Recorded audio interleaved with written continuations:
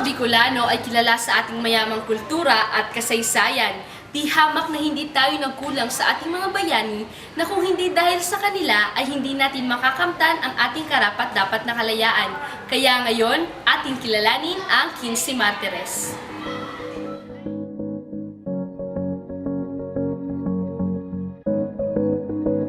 Sa pagdaan ng panahon, maraming mga dilubyo, gera at kaguluhan ang napagdaanan na ng bansa. At sa mga dinaanang iyon, ay nagbunga ng mga bayaning hanggang ngayon ay patuloy na pinapakilala. Ngunit sa mga pangyayaring iyon sa historya, may mga bayaning namatay at inalay ang kanilang buhay habang nakikibaka. Ito ang mga martir. Sa iba't ibang panig ng Pilipinas, may kanya-kanyang mga bayani. Dito sa rehiyon ng Bicol, maraming mga bayan ang ipinapakilala sa pamamagitan ng statwa, monumento, kalsada at iba pa. Isa na roon ang Plaza 15 Martires, kung saan ako nakatayo ngayon. Inilagay ang isang malaking monumentong inialay sa 15 bayaning martir na lumaban at namatay noong panahon ng mga Espanyol sa ilalim ni Gobernador General Camilo G. Polavieja. Ang Plaza 15 Martires ay isang kilalang lugar dito sa Naga City. Daan-daang tao ang dumadaan, tumatambay at pinapasyal ito. Ngunit, kilala kaya nila ang 15 Martires? Lumibot kami sa iba't ibang lugar dito sa Naga kung saan nakapangalan ang mga kalsada o barangay sa mga martir na bayani ng Bicol. At nagtatanong kami kung kilala nila ang istorya ng pangalan ng lugar na kanilang tinitirahan. Alamin natin ang sagot nila. Sa ano yan, nangabog na yan, pinangalian dito sa isa sa mga martir ng Naga. Salamat sa rin pag-enhal. Isa siya sa mga martyr. Hindi ko daw aram na eh. Ay, yan ang hindi ko alam. Wala pa akong alam dito. Hindi ko alam kung saan ang galing. May ibang kilala sila, may ibang hindi. Ngayon, subukan natin silang kilalanin. Si Manuel Abella ay tubong Katanawan, Quezon. Siya ay kilala sa kanyang pagkawang gawa sa mahihirap. Isa siya sa mga pinakamatandang pinatay sa edad na 60 taong gulang. Si Mariano Arana ay isang agrimensor ng gobyerno at pinalayas din sa isang kolonya ng Espanya sa West Africa. Si Domingo Abella ay anak ni Manuel Abella. Kinuha niya lahat ng oportunidad na batikusin ang mga kapalastangan at kayabangan ng mga Espanyol.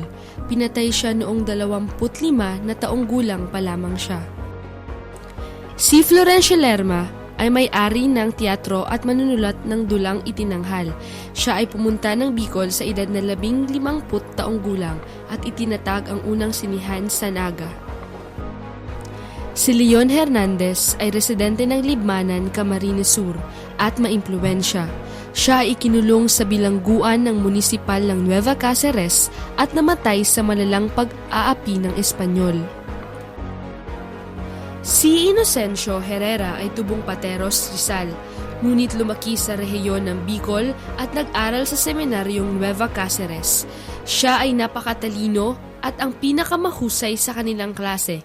Siya rin ay pinagpalang magandang boses at naging choir master ng Metropolitan Cathedral ng Nueva Cáceres.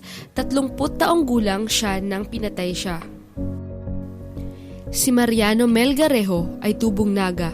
Sa kanyang tala-arawan, sinulat niya, "I look forward to the day when Filipinas takes her place among the free nations of the world."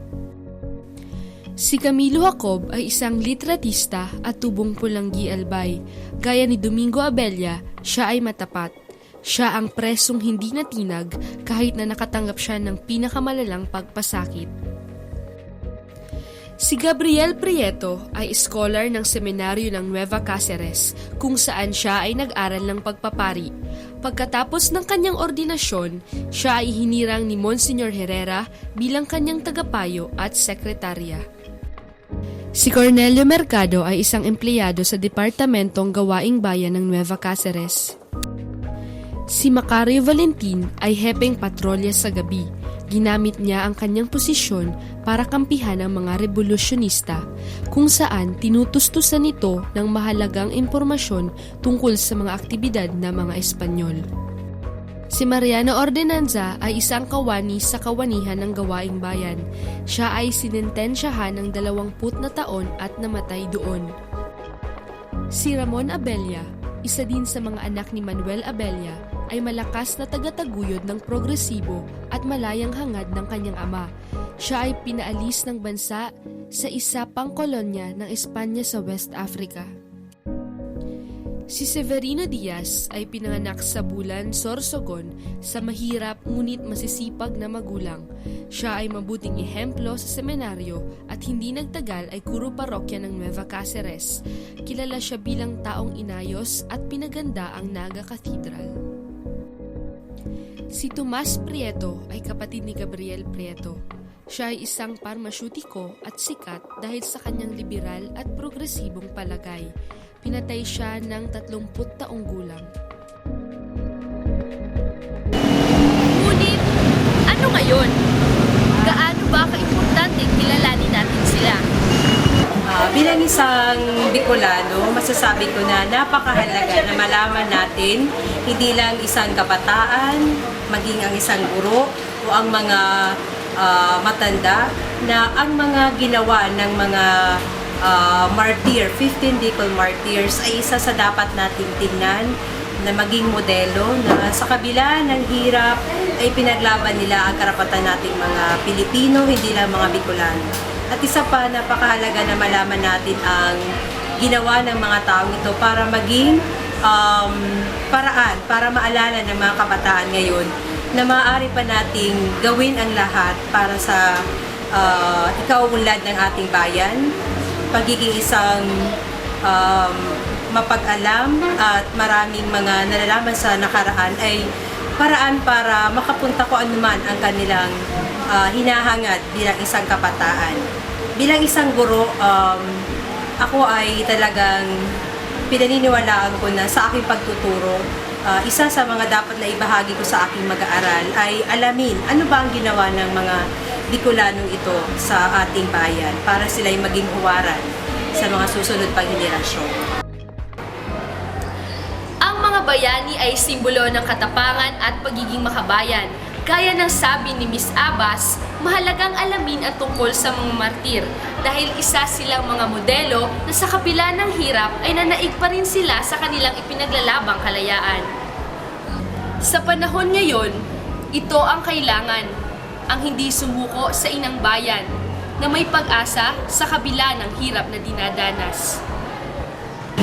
Ako po si Franz Nicole Chesta at ito ang Istorya.